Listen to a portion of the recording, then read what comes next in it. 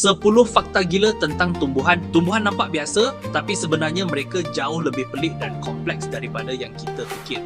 Ini 10 fakta tentang dunia tumbuhan yang ramai tak tahu. Fakta 1, tumbuhan karnivora. Ada tumbuhan seperti Venus flytrap yang boleh tangkap serangga hidup-hidup.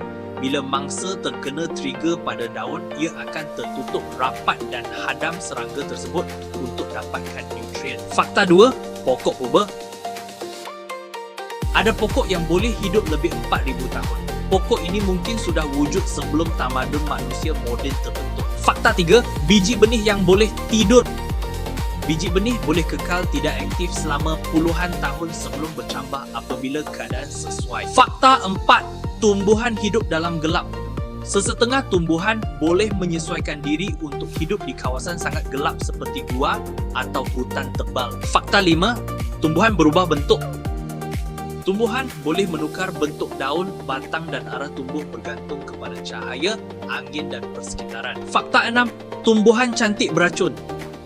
Ada tumbuhan yang nampak cantik dan menarik tetapi sebenarnya mengandungi racun yang berbahaya jika disentuh atau dimakan. Fakta 7, tumbuhan bernafas melalui daun.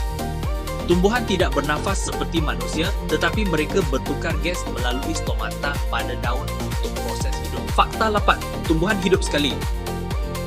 Sesetengah tumbuhan hanya berbunga sekali saja sepanjang hidup mereka sebelum akhirnya mati selepas menghasilkan benih. Fakta 9, tumbuhan kawal pertumbuhan. Tumbuhan boleh mempercepat atau memperlahankan pertumbuhan bergantung kepada air, cahaya dan keadaan persekitaran. Fakta 10, tumbuhan asas kehidupan.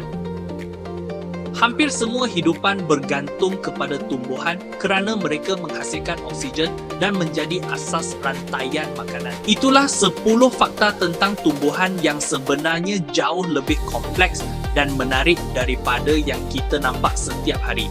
Kadang-kadang apa yang kita anggap biasa sebenarnya penuh dengan rahsia yang kita tak sedar. Kalau nak fakta lebih menarik, jangan lupa like, komen dan share video ni dan jumpa lagi di video 10 fakta menarik setiap hari.